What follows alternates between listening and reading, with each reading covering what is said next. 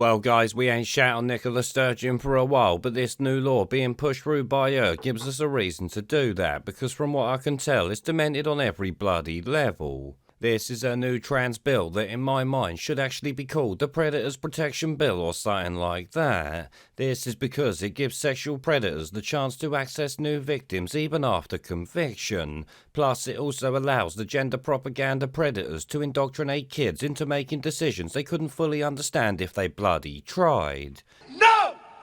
No! No! Yep, this new bill the SNP are determined to get through allows kids at 16 to go behind their parents' backs and change their gender, while also allowing at the same time actual criminals to do the bloody same thing and be put in women's prisons to boot. So let's not take the piss here.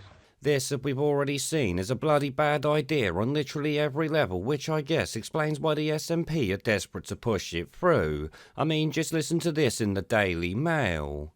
It says children as young as 15 will be able to legally change their gender in Scotland. Hecklers in Scottish Parliament shout shame on you as Sturgeons' controversial trans law is approved.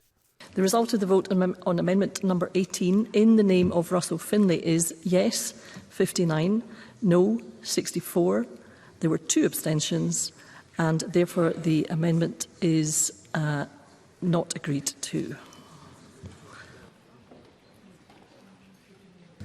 I call Amendment 94 in the name of Claire Baker, already debated. Here it says Scottish youths at just 15 will be able to start the process of legally changing sex without permission from parents after the SNP blocked an attempt to preclude children from Nicola Sturgeon's transgender legislation. The ruling party confirmed yesterday its intention for young Scots to be able to legally change their gender from the date of their 16th birthday. The Gender Recognition Reform Bill will remove the need for medical diagnosis of gender dysphoria currently required to receive a gender recognition certificate. Yeah, it's as crazy as it can bloody get, let me tell ya.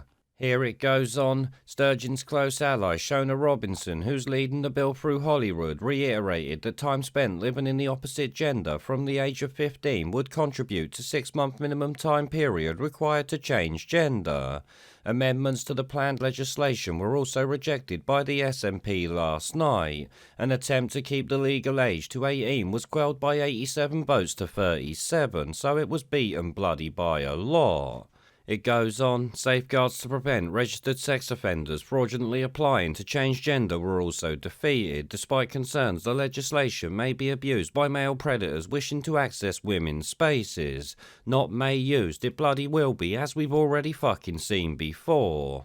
Of course, though, not to be one-upped by anyone, the Greens had to step in and take it to a whole new level. In fact, with this, she might have told the SNP to hold their beer here.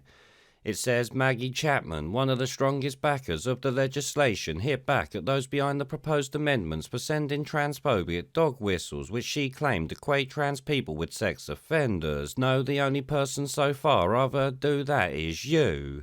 At the end of the day, we do know that there are sick fucks out there who will use this as an excuse to get themselves put in a woman's prison and then attack the women in there. Shit, it's something we've seen multiple times, so I don't even know how she can come out with that. Actually, I do. They're all bloody insane, which is why they're pushing this sort of shit through in the first place. I mean, let's be real here, it's that insane it should never have even been considered, but the SNP don't care about that or women's safety with this stupidity, it would seem.